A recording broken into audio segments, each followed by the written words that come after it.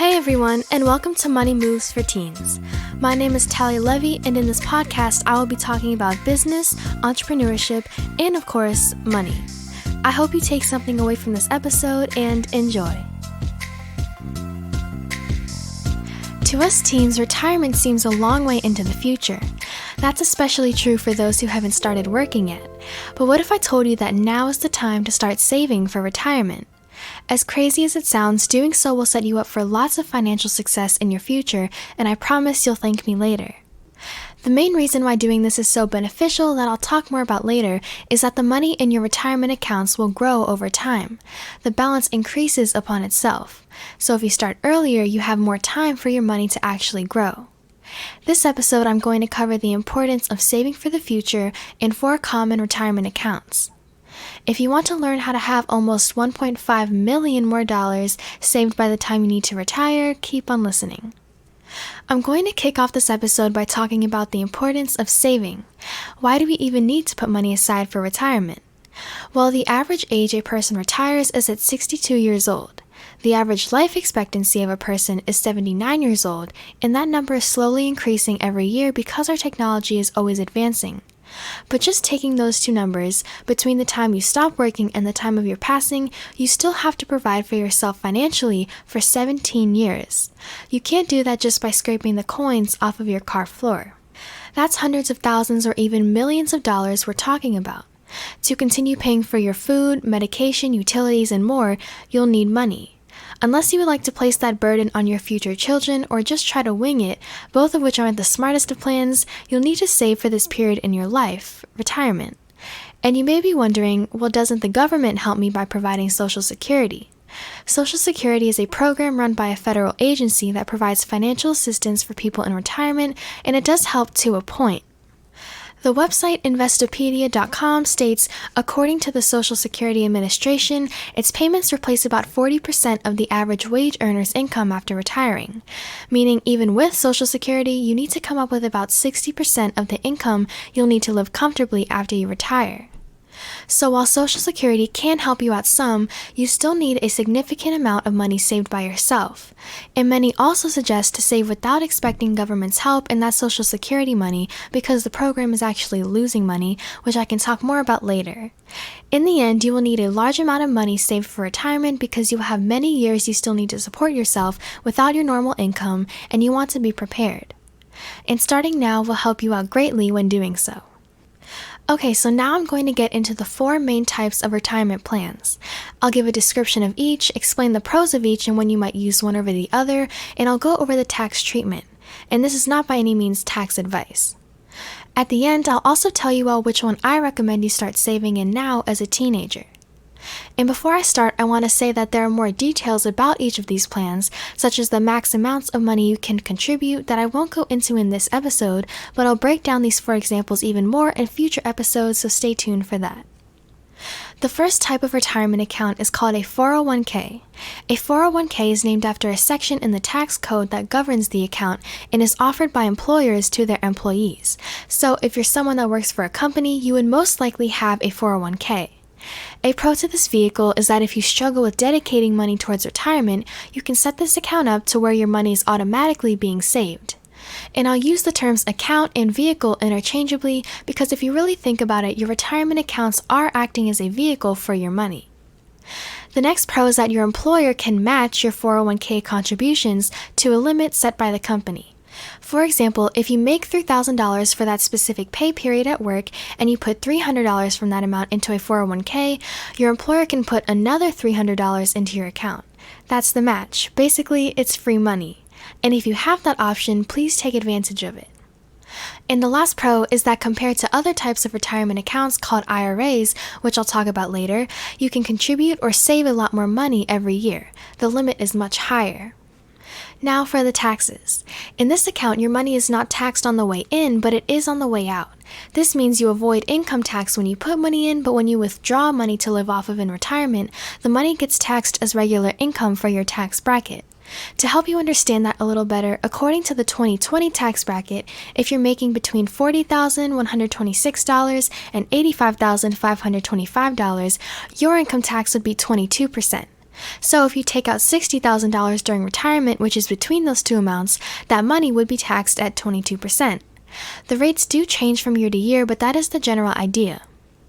I introduced the concept of income tax in my 8th episode about active income, so I recommend listening to that after this one. But that is a short explanation of 401k accounts. They are offered by your employer, and there are a number of pros associated with having the account, one being your employer can match your contributions, resulting in free money for you. And this money is not taxed on the way in, and you get taxed when you take the money out. The second type of retirement vehicle is called a 403b, and these are very similar to 401ks.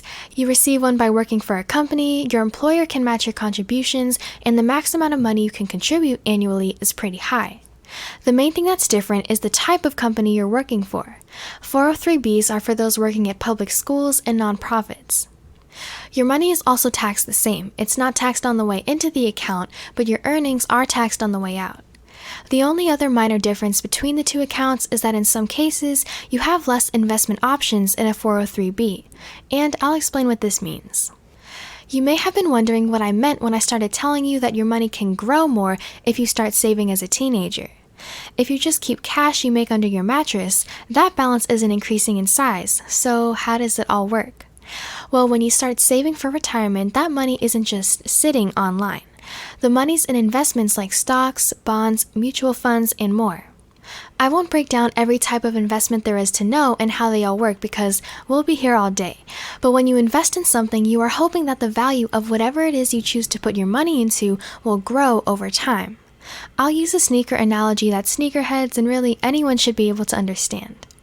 If you buy a pair of Jordans, for example, once they first release, depending on the specific shoe and how popular it is, 2 months from now, those Jordans may cost $200 more to buy. If you paid $100 for them in September, then in November they're worth $300, you have a gain on your investment, assuming they're in new condition. Just by having the shoes for that time, they've went up in value, meaning if you were to sell them in November, you would make $200. Similarly, when you invest your money into a stock, which is a small piece of ownership in a company, you are hoping for the stock to go up in price so you can receive a positive return on your investment. And different types of investments come with varying degrees of risk, and those varying degrees of risk come with higher amounts of gain and loss. What I mean by that is if you invest in a newer company, for example, you are not sure if they will be successful yet. There is a higher risk in the company failing and you losing money. But since you got in at the bottom and maybe their stock price is $10 right now, if the small company does really well, you have a much higher potential upside. If in the next 10 years that price grows to $200, you just made $190 by being patient and holding the stock. Compared to someone who maybe bought at the 5-year mark when the company was a little less risky to invest in because people see they're starting to do well, the stock price then could have been $150. Now they're at the same point you are, but they've only made $50. You've made $190. All that to say, there are riskier investments and there are safer investments, and usually the riskier ones end up with a higher potential upside. I gave many examples because I wanted to make sure you understood what I meant when I talk about money growing inside of these retirement accounts and how different ones result in different financial outcomes. But back to what I was talking about, I was explaining how in 403bs, there may not be as many investment options compared to a 401k. To recap the 403b accounts, they are offered by your employer and are very similar to 401ks in the pros and how they are taxed, not on the way in, but on the way out. The main difference is that these accounts are for those working for public schools and nonprofits. The third type of retirement account is called a traditional IRA. There are several kinds of IRAs, and those letters stand for individual retirement accounts or arrangements as they're legally named by the IRS or the Internal Revenue Service. Different than the 401k and 403b accounts offered when you work for a company, IRAs can be opened by anyone. They're not set up through any employer, and many people actually have both kinds, a 401k and a type of IRA. And I know some of you are listening to my podcast because you are interested in starting on an entrepreneurial path. If you've been concerned listening to me talk about these retirement accounts so far, thinking you can only get one by working for someone else, then don't worry. You can take it upon yourself to open an account like this because you should definitely still save for retirement regardless of how you make your money. And that's the first pro to this vehicle. No matter your job, you can open a traditional IRA. These kinds of accounts are what will enable you to start saving for retirement as a teenager. The second pro is that there are so many investment options in a traditional IRA. You will almost always have more options through this account compared to a 401k or 403b. And because those plans are chosen by the company, you have no say over really what investment options you receive compared to the IRAs, which you can open and assess the different options yourself. And the third pro is that traditional IRA fees are much lower than 401k and 403b fees. 401k and 403b fees are charged by your account providers, and different companies can have different providers. And those providers all set their own fees based on a number of factors relating to where you work. For example, if your money is earning a 7% return on your investment, but you pay a 1% fee, your money is really only gaining a 6% return. And I'll go into more depth about investment returns later in this episode. 1% may not seem like a lot now, but the money you lose over time does add up in the end. Now for taxes. You get taxed the same in this account as you do in the past two I've talked about. You don't pay taxes on the money going in, but you do pay them when you withdraw or take the money out. To recap, anyone can open a traditional IRA, and the main pro is that you have a wide range of investment options in this vehicle. Your money is not taxed on the way in, but is on the way out. The fourth and final retirement account is called a Roth IRA. Since it's another type of IRA, it shares many features of the previous account I talked about. It can be opened by anyone, you have many investment options, etc. The main difference is how your money gets taxed. In a Roth IRA, it's pretty much the opposite of all the others.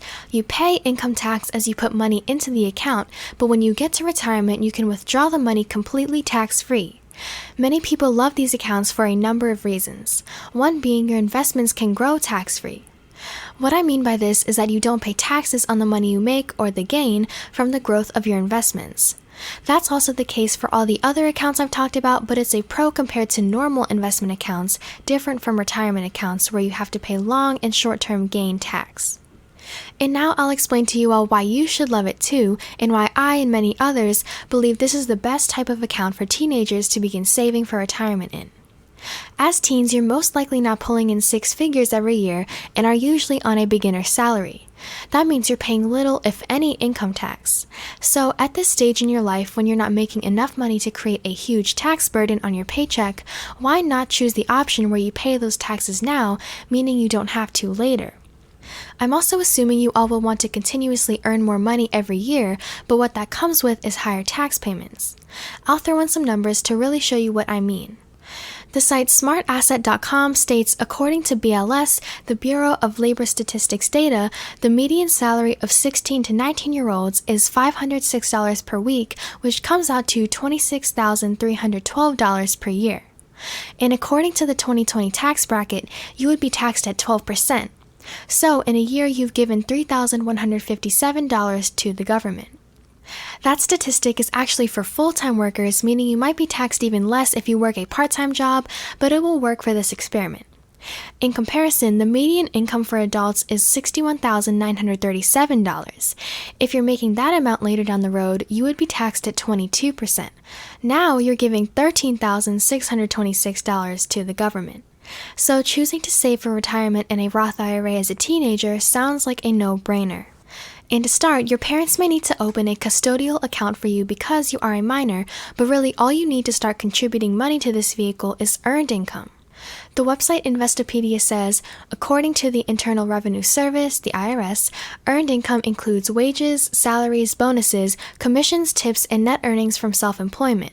So if you're making money as a babysitter, tutor, mall employee, etc., you can start putting money into a Roth IRA. And while it's important to save for retirement, know it's okay to spend your money too. You don't have to put every penny into this account, but you should take advantage of this opportunity. I have episodes out now that talk about many different ways you can make money as a teenager. Those are episodes 2, 3, 11, and 12.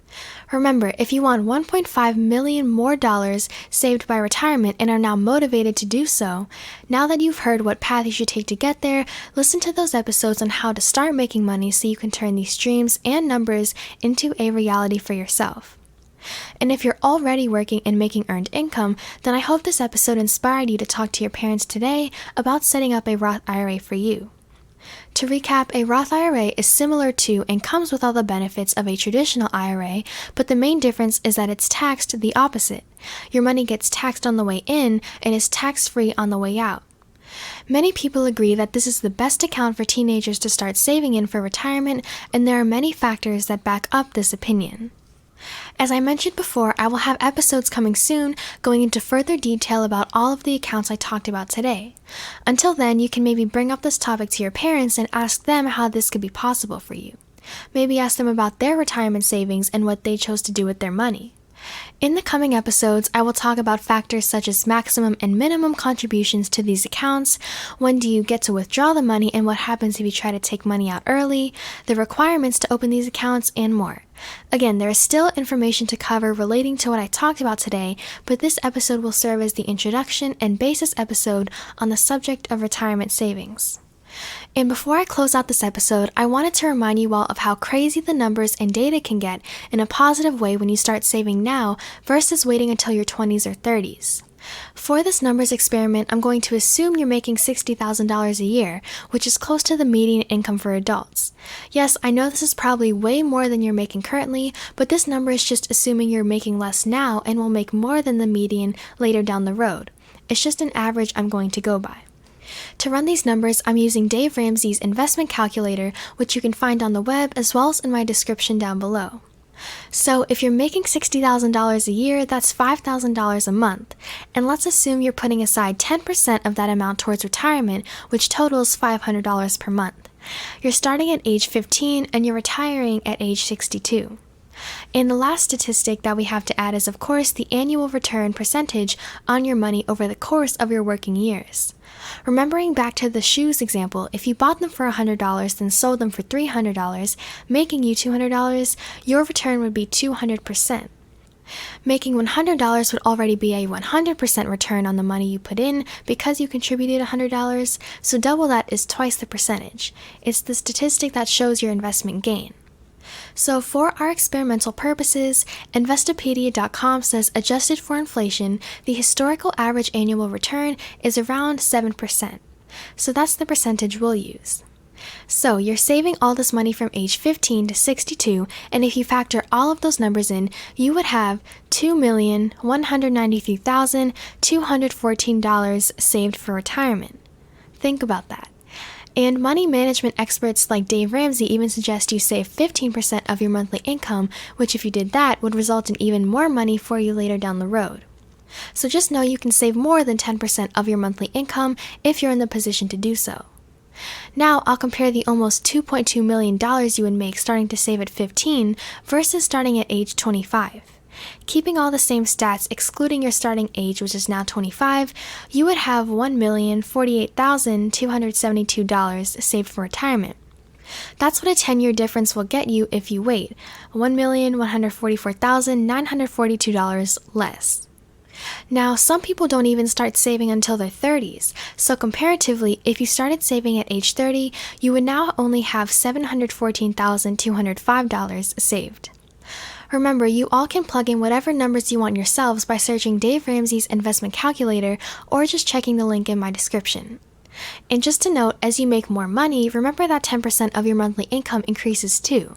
10% of 500 is 50, but 10% of 750 is 75.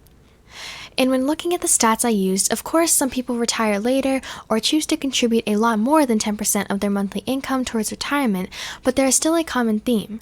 If you start earlier, you will end up with more money later.